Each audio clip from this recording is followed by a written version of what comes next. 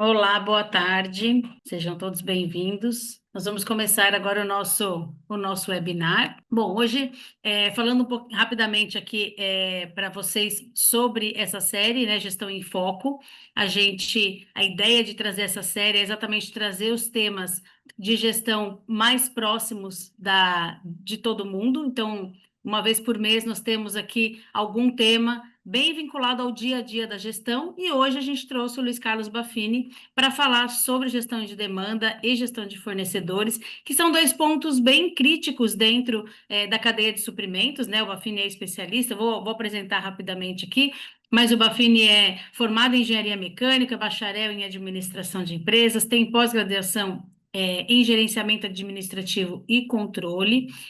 Ele atuou como coordenador de treinamento na Secretaria Municipal do Trabalho de Guarulhos, participou durante 10 anos da divisão de consultoria e treinamento do SEBRAE, foi docente da Universidade de São Judas, nas cadeiras tanto de organização e métodos, como administração de materiais e administração de produção. Então, é um especialista, ele é também o nosso professor do curso da gestão estratégica da cadeia de suprimentos, por isso que a gente trouxe aqui para falar um pouco hoje mais sobre o recorte de gestão de demanda, gestão de fornecedores, mas como que isso impacta na competitividade da cadeia de suprimentos como um todo, né, Bafini? Então, seja bem-vindo, muito obrigado pelo seu tempo, pela sua disponibilidade. Muito bom, obrigado, Catarine. É um prazer enorme estar aqui participando desse Gestão em Foco, né?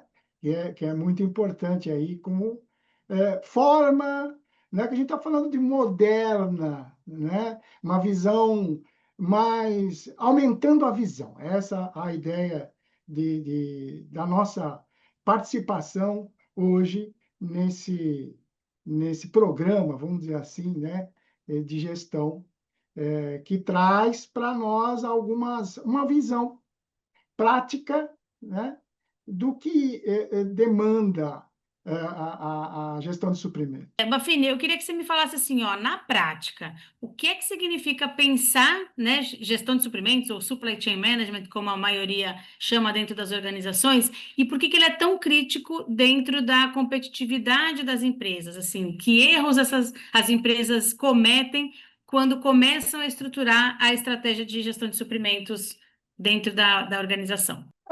Em primeiro lugar, eu não trataria isso como erro, não. Tá. Eu diria assim que é uma questão de foco, até por causa do tal nome, gestão de foco, né? Ou miopia, digamos assim. É uma questão realmente de visão, é um desvio. Por exemplo, vamos lá, primeiro, um excessivo foco no custo baixo, por exemplo, né? Então, assim, na cadeia toda, em toda a gestão, um excessivo foco só relacionado a preço, custo e tudo mais. Um segundo desvio é uma questão, por exemplo, que ocorre demais nas companhias, principalmente quando você tem departamentos que parecem que disputam, vamos dizer, alvos, que é o mesmo alvo, que é o cliente, atingir o cliente, melhor, enfim, criar situações onde melhora a vida do cliente, como a gente costuma dizer, né? Mas existe sim silos, né? A gente costuma falar, né? Alguns núcleos e falta comunicação entre eles. Existe sim essa falta de visibilidade, falando de novo de foco, de miopia. Um outro ponto, que inclusive a Fundação faz menção várias vezes, é a necessidade de mapear os riscos. Então, negligenciar os riscos, né, deixando de mapeá-los, sem dúvida nenhuma, como questões práticas, né, instabilidade natural ou falência de fornecedores, enfim, os riscos todos que são necessários ser constantemente mapeados e acompanhados. Um outro ponto que a gente podia também falar, que tem a ver até com posicionamento, né? A forma como são tratados os fornecedores. A rigor, a gestão de o que é chamado supply chain, para ficar, sim, olhar para isso só como uma área operacional. e não é verdade. Então, as transações, tratar os fornecedores apenas como prestador de serviço, que é o que a gente costuma dizer, né? E não investir em parcerias, de certa forma, limita o potencial. Há quanto tempo, décadas, se fala, por exemplo, na política do ganha-ganha, né? Há quanto tempo se fala isso? Mas verdadeiramente é aplicado isso? Se aplica o ganha-ganha nessa relação de fornecimento, né, na cadeia? Aí é que tá. Quantas e quantas histórias, quem está nos ouvindo aí, que tem um pouco mais de experiência, não vamos falar de idade, né? Tem um pouco mais de experiência, sabe o que eu estou falando? Grandes companhias, grandes estruturas, principalmente aqui no Brasil, a gente tem alguns exemplos, extrapolam isso, olham, né, massacram o fornecedor e são eliminados.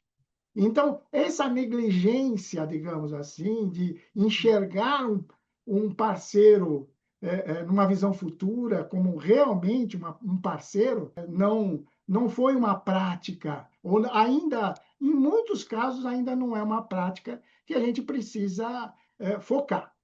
E, por fim, né, na era que nós estamos, né, de tecnologia, você acredita que ainda tem empresas que têm resistência a utilizar?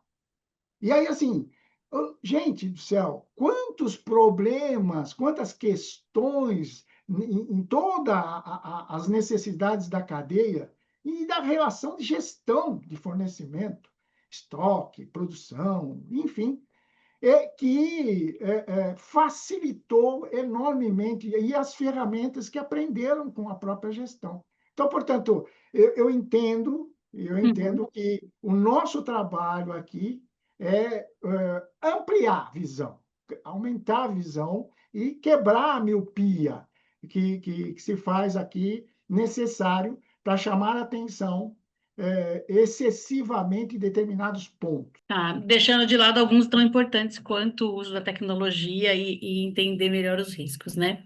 E aí, assim, você até começou já já dar uma pincelada nesse assunto ali, né? Entrando mais no tema central de hoje, né? Falando de gestão de fornecedores especificamente, né? A gente sempre fala sobre a necessidade de qualificação de fornecedores. O que é exatamente a qualificação de fornecedor estratégico e, principalmente, como é que a gente faz isso de uma maneira eficaz, equilibrando custo, qualidade, sustentabilidade nessas relações? Bom, em primeiro lugar, você falou a palavra-chave, né? Então, quando eu comecei a falar da miopia, a relação, o relacionamento com os fornecedores precisa fazer uma mudança de olhar. Então, como eu falei anteriormente, de uma questão só, vamos dizer, de operacional para estratégico. Então, alinhamento. Então, a grande mudança aí eu entendo que é o relacionamento que deixa de ser transacional para um fornecedor. Olha que bonito, né? É interessante olhar para isso. Ó. Fornecedor para um fornecedor transacional para estratégico. E aí, a grande pergunta que complexa, digamos assim, é com relação a como fazer isso acontecer, exatamente, como é que se faz, como é que a gente recomenda se fazer essa mudança? Não existe uma mudança radical, mas e sim, de novo, um aumento de ampliação dessa visão. Então, não deixa de ser um processo, certo? O que a É, Fundação Nacional, a FNQ, fala o tempo todo. Então, é um exato. processo de qualificação. Então, vamos colocar aqui de uma maneira, vou tentar fazer de uma maneira prática aqui, alguns detalhes, assim, vai rapidamente, como se fossem alguns passos, que não deixa de ser o acompanhamento desse processo. Então, assim, que detalhe? Vamos falar assim. Bom, primeiro, a gente tem que olhar sempre o quê? Avaliação e seleção. É um processo de análise, selecionar e alinhar com o fornecedor, com a estratégia, sim. E aí sim, olhar como um fornecedor estratégico. Então, de uma forma prática, o que a gente diria assim como passos? O primeiro passo, dar importância igual, né? Dimensionar importâncias para determinados pontos. Não só, lembra que eu falei? Não só além do preço, só o preço. Então, por exemplo, qualidade. Quando você olha na história, vamos falar da história da própria fundação, né, dos últimos 30 anos, como foi colocados aí, qual é a forma de se dar melhor acompanhamento da qualidade? Através do quê? Através de procedimentos, de padrões, né? Uhum. Lá atrás, falando de ISO, de certificações, né? E assim, quando você olha para, examina este ponto, além do preço, estou falando no segundo ponto, você está olhando o quê? A história da conformidade dele. Então, a qualidade não é a qualidade spot, na hora que apresenta, você também tem que olhar a história, como é que ele chegou lá e como é que ele se comporta com relação à gestão de qualidade do produto ou do serviço que ele presta. Uhum. Um outro ponto que sempre incomoda, e sempre incomodou, é assim, quando você faz, anteriormente a gente chamava homologação de fornecedores, né?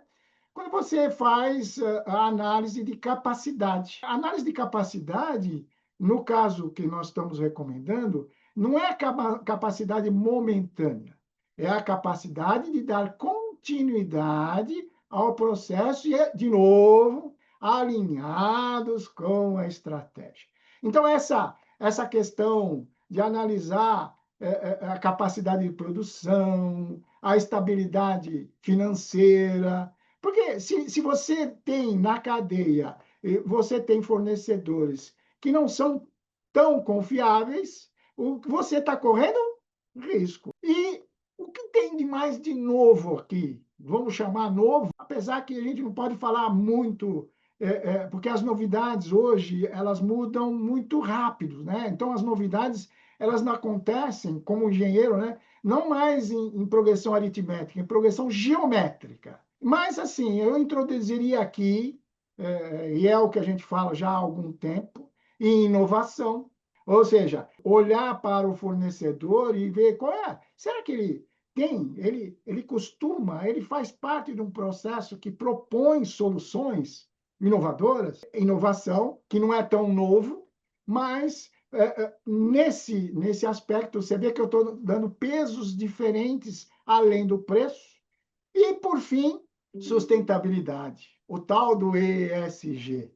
Olhar para frente, lá a visão futura, a visão de entender, por exemplo, e dar importância e questionar se o fornecedor utiliza material sustentável, se ele dá condições de trabalho justas ao colaborador. Olha só como é inteligência está fazendo parte desse processo de mudança do transacional operacional para o estratégico, né? Então, assim, é ético, olha, outro assunto importante, né?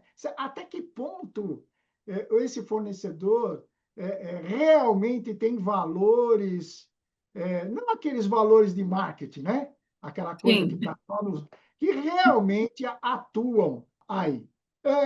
Um segundo passo, eu estou me alongando porque eu acho que esse é o tema central, né, de falar sobre essa qualificação.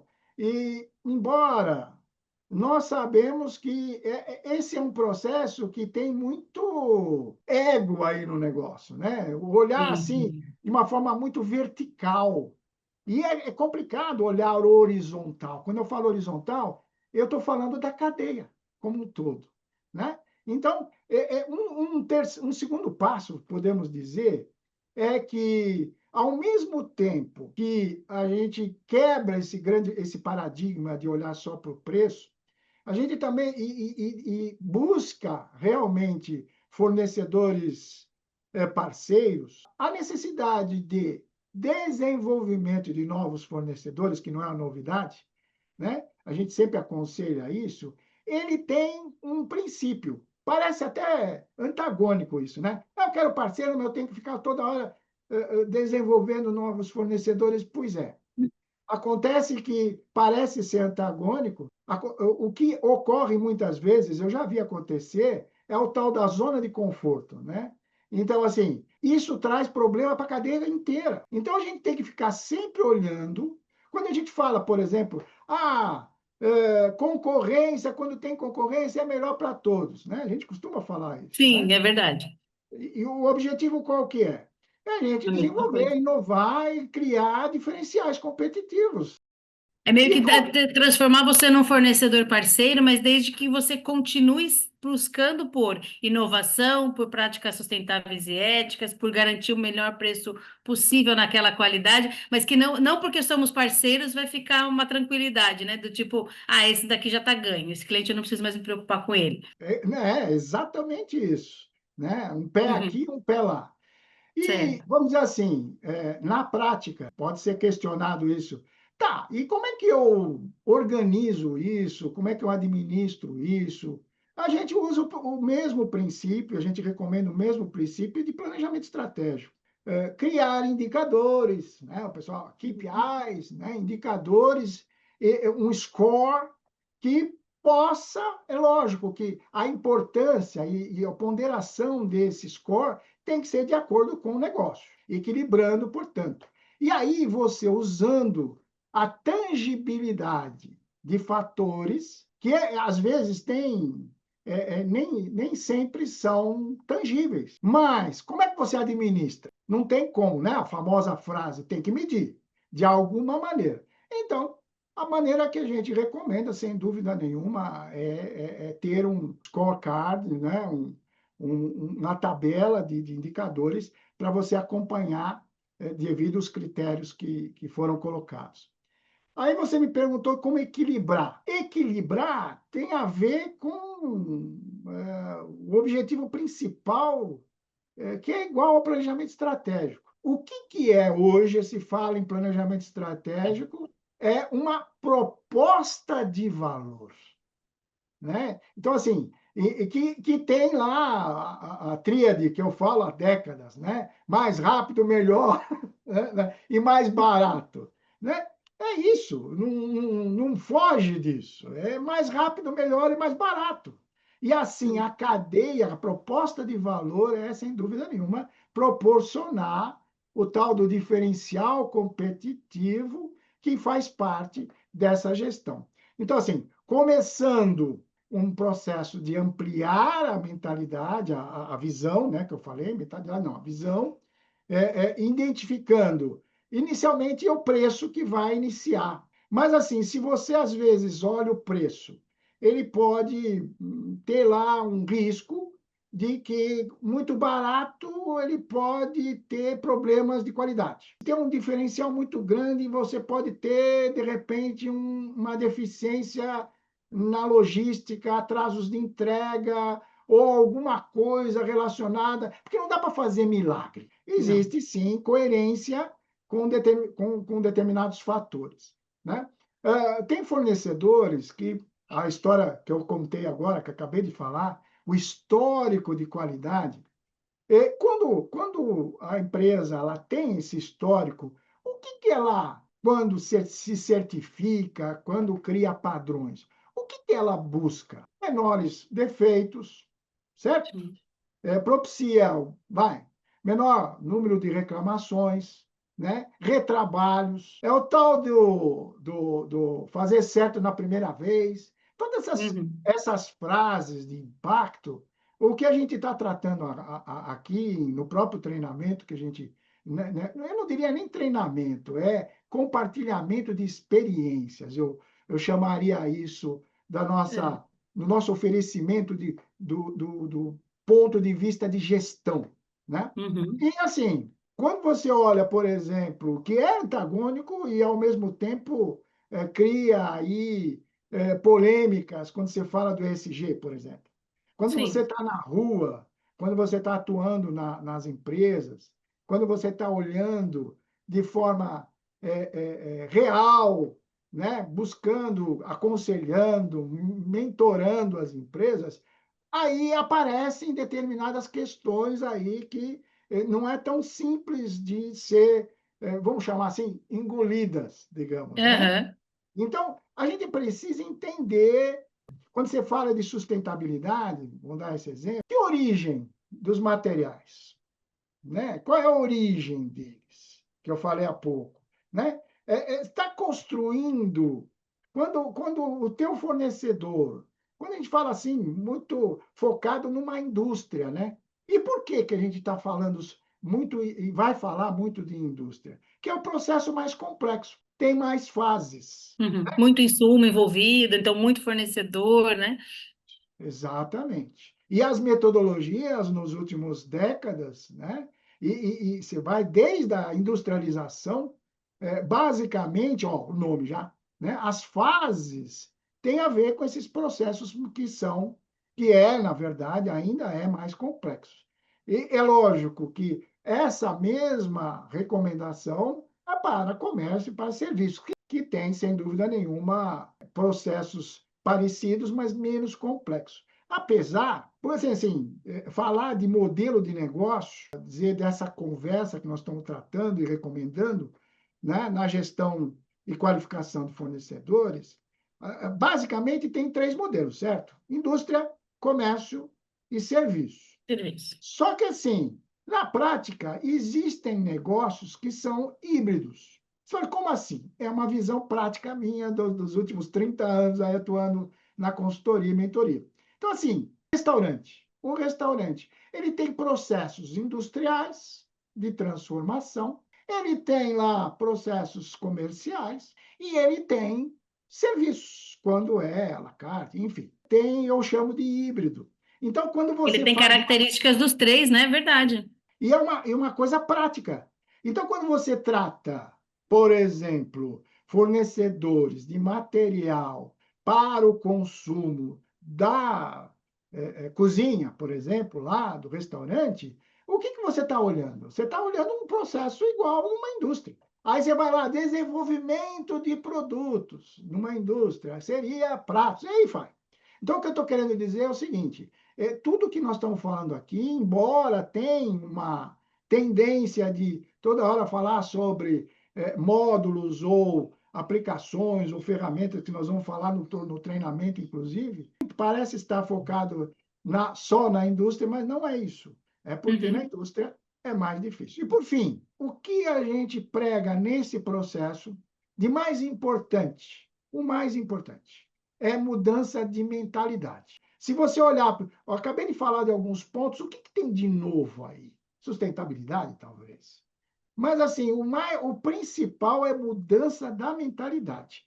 Porque, assim, o objetivo final, quando você fala em planejamento estratégico, num mapa estratégico, qual que é o fim? É a visão. Quando você fala em visão, o objetivo da gestão que nós estamos recomendando aqui, neste modelo, ela tem que construir uma cadeia forte, certo? Resiliente e cooperativa, que possa ter diferenciais competitivos. Eu tentei fazer um resumão aqui do que eu entendo que realmente, voltando porque eu falei, é ampliar um pouquinho a visão, dando pesos, talvez, em alguns momentos, em alguns negócios, em alguns modelos, às vezes até mais do que preço.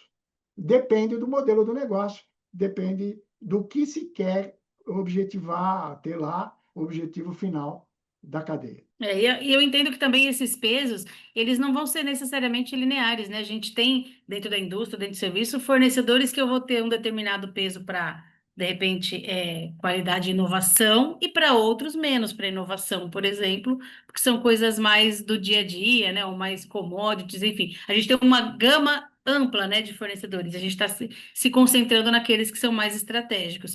Chegou aqui uma pergunta se você entende que tem alguma diferença que deveria ser mapeada, que algum cuidado adicional, por exemplo, quando você tem fornecedores nacionais ou estrangeiros. E acho que hoje também tem muito essa coisa do fornecedor estrangeiro parecer uma coisa só de empresas enormes, mas hoje em dia eu acho que os marketplaces estão fazendo com que a gente use fornecedores, mesmo estrangeiros, mesmo sem ter uma relação tão direta com eles. Você vê algum tipo de procedimento, algum tipo de cuidado adicional nesse ponto? Sem dúvida nenhuma, o que interfere muito isso é a cultura, né? A Uhum. cultura do país, né? Digamos assim. É simples fato de olhar. Quer ver? Fazer uma comparação histórica. Just in time no Japão aplicado no Ocidente. Não estou falando de uma metodologia, um conceito. Sim. Quando você pega lá o Japão e traz para o Ocidente, lá para o final da década de 80, você tem, primeiro, cultura diferente, né? Espaço diferente. Então, a logística do Japão, você tinha fornecedor tudo em volta da indústria, por exemplo. Estou dando esse exemplo. Um Então, assim, exemplo. o cuidado peraí, deixa eu entender. Então, o cuidado é, qual é a cultura? Como é que eles, por exemplo, a própria China, quando começamos a importar, o Brasil começou a importar e hoje continua importando, qual era a visão que a gente tinha dos produtos que chegavam aqui. Eu lembro, como se fosse Uhum. hoje, isso lá para a década de 90, por exemplo, eu chamava de container surpresa. Você compra e não sabe o que chega. É, você abre o container, aí você vê que tem coisa que funciona, tem coisa que não funciona e tudo mais. Só que assim, aí vai se adaptando, que é uma qualidade e é uma política da própria fundação, né? A capacidade de se adaptar. Então, assim, Uhum. primeiro ponto, no meu modo de ver, é entender a cultura e o momento o país ou a fonte está vivendo. Se a gente for Uhum. olhar para nós, inclusive, nossa, no Brasil nós temos diversas culturas. Temos, é verdade, com certeza. Nem é E, não é tão pessoal, não, é uma certeza, né? Mesmo é, aqui, não é um fornecedor estrangeiro, mas de regiões diferentes já existem culturas diferentes, né? então, você acaba olhando para o quê? Para os mesmos pontos. Então, Uhum, identificar aqueles pontos que eu comentei, qualidade, né? Eu falar sobre as certificações, sobre por exemplo, a ideologia, né? uhum, Os uhum. mesmos valores. Sim, Eu acho que isso é para sempre, né? fundamental, né? É isso aí. E aí, no aspecto mais de desenvolvimento de fornecedores, tem uma pergunta aqui, que ele diz o seguinte: se você aí na sua experiência já viu práticas do tipo, a empresa percebe que um fornecedor tem um bom potencial e apoiar o desenvolvimento dele, às vezes, inclusive, utilizando experts da própria empresa, por exemplo, para ajudar o fornecedor a se desenvolver. Ou então, dar apoio para colaboradores que estão se aposentando para empreenderem e se tornarem fornecedores como se fosse uma forma de ajudá-los a desenvolver novas opções ou desenvolver melhor um fornecedor que você tem, que você percebe que tem potencial, mas ainda não chegou em todo, né, entregar todo o potencial que tem. Você já viu práticas desse tipo? Funcionam, enfim. Eu, quando garoto, eu usava essa técnica, sem saber que era uma técnica. Isso há muito tempo atrás, como comprador de uma grande companhia, eu via que existia sabe, os grandes fornecedores, né, não davam chance para o desenvolvimento de pequenos. E aí o próprio, a tal da incerteza.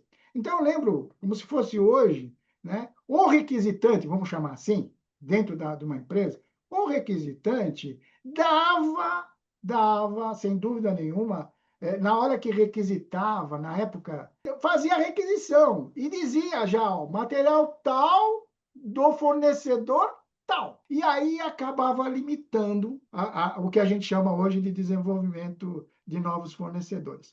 Aparecia lá um novo fornecedor com menor capacidade, ou iniciante, como você mesmo falou, e aí ele Uhum. apresenta lá o produto. O que acontece com o requisitante? Normalmente, eu lembro da época, eu não sei se isso acontece, eu acredito até que continua acontecendo, que é a história do vertical. Então ele vai lá, ó, testa esse produto, né? Veja se é legal. O cara coloca tanto defeito que você, na área de suprimento, você acaba meio que, deixa quieto, né? Deixa eu Por falar. comodidade. Por outro lado, não pode ficar na mão, porque tem isso também, né?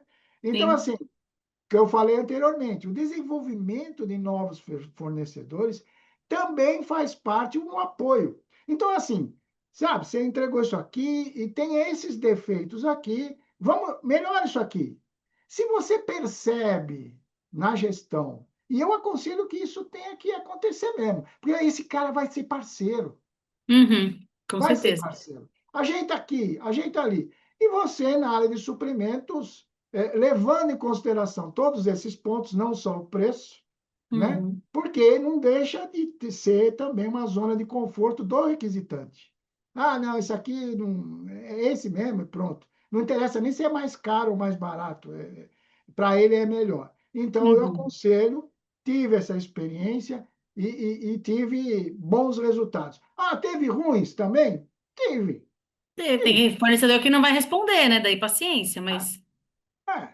é. E aí teve casos chatos também. Então, enfim, mas é o risco do negócio. Acho que faz parte de um processo também de inovação, digamos, né? Uhum, De inovação, de criar diferenciais, né? Eu sim. acho que é recomendável. Você acha que prêmios para melhores fornecedores, como uma das estratégias deles se manterem se desenvolvendo, né? Você acha que isso é uma boa estratégia? Qual que é a sua opinião para esse formato, digamos assim? Nossa, aí vocês pegaram pesado, porque no fundo, esse tipo, sabe, essa coisa que vem desde de premiação, incentivo, quem vem da indústria, por exemplo, já teve problemas sérios com isso, né? Vamos lembrar aquelas coisas lá de comitê de qualidade, que tinha premiações para quem tinha uma boa ideia. Aí as ideias acabavam, os prêmios eram dados e ninguém tinha mais ideias e até se perguntava, peraí, quanto é que estão pagando pela minha ideia, né? O que eu estou falando, eu não estou nem exagerando, é a Tá, realidade, é a realidade. Até chegar aqui, no momento que eu tive também experiências de gestão, né, de corporações, que aí você vai lá sobre o aspecto de meritocracia, que de certa forma acaba sendo um game aí, né? Eu, sinceramente, opinião mesmo sua. é difícil você fazer disso e quantificar, né, para criar, portanto, uma premiação. Eu acho Tá, que, sinceramente, a premiação é, sem dúvida nenhuma, o sucesso da cadeia. Eu entendo assim. Eu acho tá. mais fácil, é mais Uhum, fácil. Quando existe o ganha-ganha real, real, né? Eu não preciso usar subterfúgios para motivar. Ao longo da história de produtividade, que é a incessante busca, né? De produtividade, no meio do caminho se mistura muito isso, né? Habilidade, capacidade, motivação. E aí, muitas vezes, você acaba tendo lá subterfúgios, né? uhum. E com premiações. E aí você começa a ter problema com, eu vou premiar a pessoa, vou premiar o grupo, vou premiar o fornecedor. Não entra nessa. Tá, tá difícil também manter uma mais equânime a questão de avaliar com os mesmos pesos e medidas, né? Porque os fornecedores, como a gente já falou, são diferentes, são de portes diferentes, então também é mais uma questão, né? E aí, agora, voltando para a nossa pauta inicial aqui, mas queria agora falar um pouquinho sobre o que a gente falou de gestão de demanda, né? Que métodos mais eficazes existem para você prever uma demanda e conseguir reduzir riscos de ruptura nos cenários que a gente tem, né? Que os cenários já não são mais instáveis. Então, o que você pode trazer para a gente de quais métodos você entende que são melhores para prever demanda? E se você tiver um exemplo prático para trazer para compartilhar aqui com a gente, também é sempre rico, né? Bom, em primeiro lugar, na minha cabeça, a minha posição é assim, eu nunca tive gestão de ambiente estável. Eu não sei realmente, não vivenciei isso, não. A gente fala que é hoje em dia, mas é hoje em dia há uns 80 anos, né?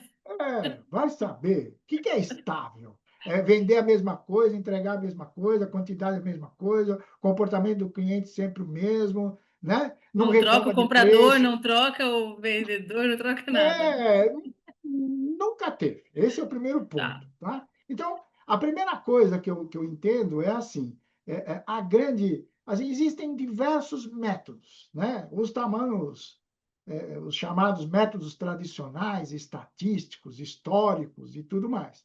Então, assim, continuam sendo importantes. E o que você traz de novidade? O que eu trago de novidade? Não.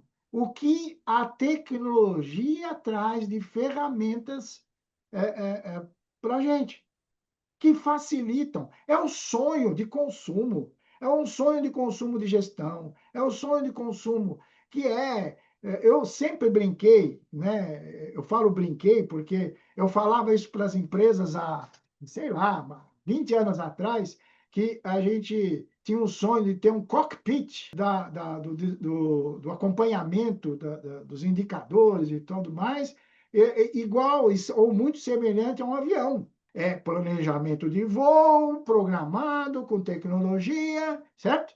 E aquilo que desvia daquilo que está planejado, os indicadores mostram, eu vou lá no joystick e faço a correção. Esse é o sonho, não é? Esse é o sonho. Então vamos lá.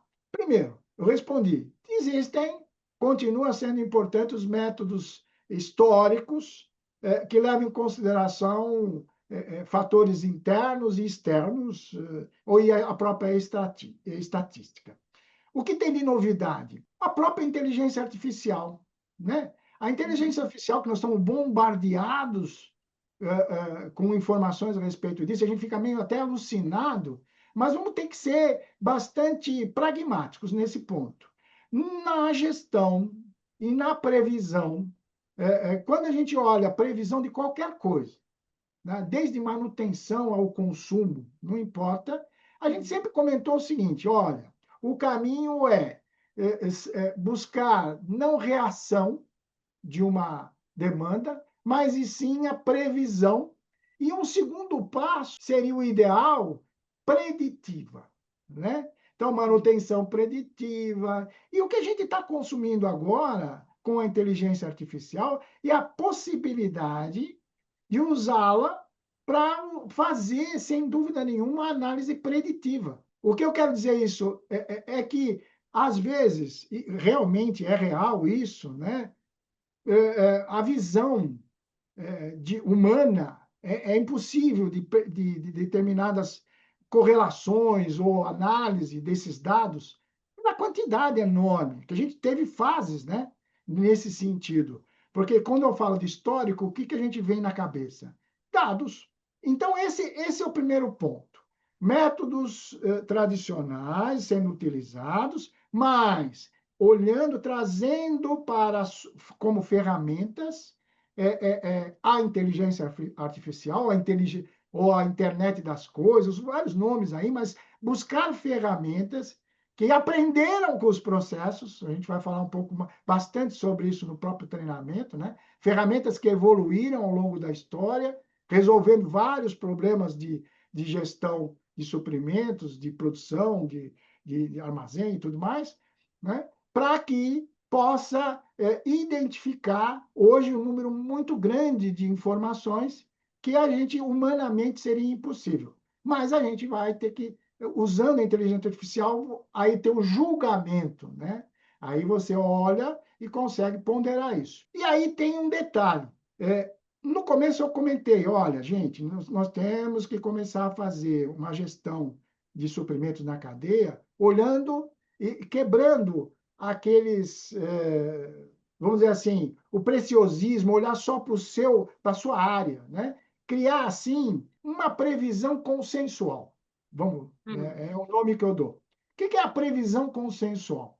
Então, eu tenho os dados, uso as ferramentas, mas aí, além disso, nessa análise, a gente faz reuniões periódicas dos departamentos, por exemplo, que estão envolvidos nesse processo de identificação de diferenciais e proposta de valor, de novo. Então, reuniões com área de marketing, de vendas, de finanças, de engenharia, enfim, quebrando o tal paradigma que eu chamo de verticalização, né? Ainda tem, gente, vocês não fazem ideia, né? Às vezes eu entro na empresa e percebo, tem empresa que é puramente comercial. Tem empresa, e estou falando de indústria, por exemplo, né? Aham. Já tem empresas que é extremamente industrial, só pensa na capacidade produtiva. Não é isso. Nós temos que entender aquela história que é óbvio, Uhum. mas através de projeção de cenários e previsão consensual, usando a tecnologia e os métodos tradicionais, tudo ao mesmo tempo, e principalmente aí monitorando o que a gente está prevendo. Então, aí entra outra vez a tecnologia para nos trazer um outro sonho realizado. Acompanhamento em tempo real, praticamente. Do que Uhum. está vendendo, do que não está vendendo, né? Do que está acontecendo e comparando com aquilo que prevíamos. Então, assim, o tal do ciclo PDCA, né? PDCL, que a gente fala, aprender com isso tudo, hoje, monitorando em tempo real, né? Você agiliza todo o processo. Essa, né? E você tendo aí os tais indicadores amarrados a uma previsão consensual, acompanhando na execução o real, o resultado daquilo, né? Do atendimento ou não, né? O feedback, né? Do Uhum. cliente lá na ponta, vai trazer o quê? Um novo planejamento e aí vai. Você me perguntou de um exemplo, né? Você tem um Isso. exemplo. No próprio treinamento, eu falo sobre esse exemplo que está inclusive está na internet, está no Google, aí É você pode público, né? Uhum. pesquisar, é público. Mas por que eu escolhi esse exemplo? Porque a minha experiência, a minha primeira experiência na vida foi numa indústria de confecção. Uhum. Então, eu estou trazendo aqui um exemplo da Zara. A solução, assim, o que é o problema da Zara, por isso, de confecção? Eu trabalhei numa indústria de confecção na época que tinha o mesmo problema da Zara, que é um problema que até hoje existe. Qual que é o problema? O posicionamento estratégico de empresas de moda é o quê? É desenvolver produtos, né, diferentes, certo? Certo. Diferenciais. Por quê? Quando você vai numa loja, né, Catarina, né? Você vai numa loja de roupa, o que que você procura? O que que você tem diferente? Isso, Né? novidades e lançamentos. Novidades. Então, assim, é um problema. Porque se você tem que desenvolver produtos, você tem que acompanhar a moda, cor, estampa, tecido, pensa na cadeia, né? Uhum. Eu lembro na época, a gente era roupa masculina, na época se usava terno para tocar os coletes. Daqui a pouco vocês olham para mim e falam, esse cara tem 100 anos? Não, não, não. É que o negócio muda muito rápido. Mas nessa Rápido. época, a gente usava o que a gente chama, até hoje é assim, lançar coleções. Era verão, inverno, alto Uhum. verão, e aí vai. Na moda masculina, isso tem lá sua dificuldade. Na moda feminina, que é o caso aí também da Zara, é mais complicado ainda, por causa da necessidade da diversidade. Então, o problema, sem dúvida nenhuma, é o quê? Você ter produto encalhado, né? Uhum. Que não deu certo, digamos assim, né? Não deu certo. Sim. Lançou e ficou na prateleira, né? E é lógico que quando você tinha lá uma situação inflacionária, da hiperinflação, até se tinha lá um problema que conseguia fazer uma inversão de valores lá na época.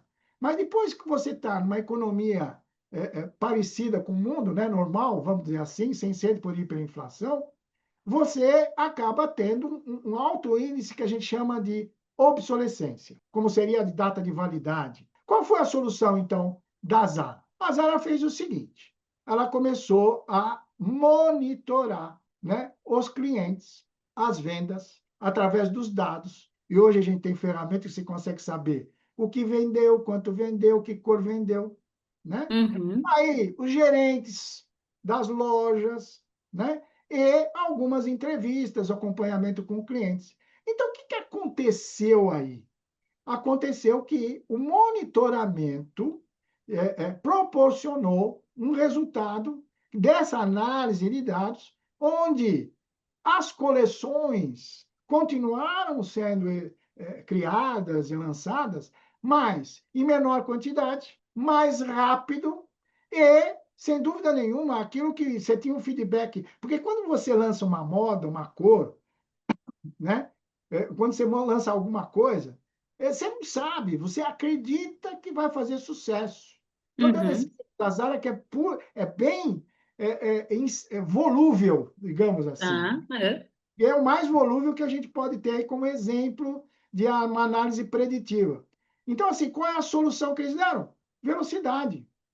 Aumentou a velocidade. Eles têm um nome, eles colocaram o nome Fast Fashion, que basicamente é a gestão da demanda, flexibilizando toda a cadeia para fazer isso mais rapidamente. Considerando a sua experiência, quais critérios você recomenda utilizar quando se faz benchmarking sobre gestão de cadeia, gestão de suprimentos ou cadeia de fornecedores, quando se faz benchmarking com outras empresas? Assim, quais critérios que a gente pode buscar nessas empresas para fazer um bom benchmarking para se comparar? Então, na prática é o caminho mais curto, né? Só que eu tenho que tomar cuidado com a adaptabilidade dentro da empresa. Quando a gente fala isso, é por causa da nossa experiência de planejamento estratégico, Uhum. que nem sempre o modelo de uma empresa parecida, do mesmo ramo, a gente coloca na nossa e funciona. É o que o pessoal chama de cultura organizacional, né? De Sim. novo, estou falando de cultura. Por quê? Às vezes, um processo utilizado por um concorrente, vamos dizer assim, Isso, mesmo segmento. no seu mesmo segmento, você não consegue colocar exatamente igual, porque você tem valores diferentes, uma cultura diferente. E Claro. aí, você espera o melhor resultado. Agora, eu sempre usei benchmark. Eu acho que você tem que comparar, Sim. principalmente utilizando aquela história assim. O que faz ele ter resultado? Como é a metodologia? Uhum. Cliente, olhando como competidor, o que o cliente, a gente chama isso de fatores chaves, né? Qual é o fator, o que ele faz melhor que eu? E aí o benchmark é legal, porque assim, poxa, peraí, ele faz isso, ele tem um relacionamento melhor com o cliente, como é que ele faz esse relacionamento? Ele faz assim, ele é assado, então eu tenho que melhorar o meu relacionamento. E às vezes não é a mesma maneira, às Claro. vezes é melhorar o fator. Então, eu já percebi que o fator chave aí é relacionamento, ele tem um relacionamento bom com o cliente, mas eu posso fazer de uma forma diferente, mas eu identifiquei através de um estudo, vamos dizer assim, por comparação desses fatores chaves de Entendi. sucesso aí. Porque, no final das contas, você tem que fazer o quê? Você tem que né? O pessoal de marketing fala surpreender o cliente. Você tem, não é dar susto nele, não, mas é Não. surpreender o cliente fazendo melhor que o seu concorrente. Outra coisa que é importante no benchmark, né? Quando você faz a comparação, então, assim, minha resposta é: faça, identifique o que exatamente, objetivamente, ele faz que é melhor ou que alcança melhores resultados que o seu, que você. Agora, não necessariamente copie a forma, né? Não Claro. necessariamente. Eu até acho que deve ser até melhor. Por que não? Sim, sim. A gente tem que olhar para ter uma ideia de como é, né? Não para fazer exatamente igual, com toda certeza. O que que a gente vai conseguir, o que que a gente consegue aprofundar dos temas de cadeias de suprimentos lá no curso? Olha, a gente tem lá uma aula específica falando das ferramentas. Então, assim, o que é, de maneira prática, a gente comenta a respeito das ferramentas com relação ao quê? Que elas aprenderam com os processos. Primeiro, vamos mencionar umas duas ou três ferramentas. O próprio ERP, vamos dizer assim. Você pega o ERP, qual era o objetivo principal? O objetivo principal é fazer a integração das áreas. Então, ao longo das décadas, os sistemas, os algoritmos, né, as linguagens foram aprendendo na prática e identificando, portanto, objetivamente a integração. Vamos pegar uma outra área, uma outra ferramenta, WMS, gestão de armazém. E aí, o que é a gestão de armazém? Ah, você tem algumas necessidades, como localização, picking, agilizar a roteirização, fazer uma série de processos para automatizar o máximo possível. E WMS, com a tecnologia, eu lembro, como se fosse hoje, só um detalhe aí, mas eu me lembro de um caso interessante que eu participei em 2001, né? Que era assim, nós tínhamos um problema de rastreamento. Como é que eu vou fazer fazer o rastreamento das entregas de um cliente? A gente não tinha GPS na época, 2001 ainda não estava, né, disponível. Então a gente fazia por CEP, plotava digitalmente o CEP para dar orientação para fazer a distribuição em São Paulo de produtos perecíveis, por sinal. O problema continua sendo o mesmo, né? Que é fazer a logística, criar o picking automático, posicionamento de. O que acontece então? De novo aquela história, gente, está cheio de ferramenta, né? O MRP, sendo realmente utilizado para fazer explosão de materiais, ou também o rastreamento, sistemas com TMS. Então, gente, é realmente buscar ferramentas que hoje está muito mais acessível, tem isso também.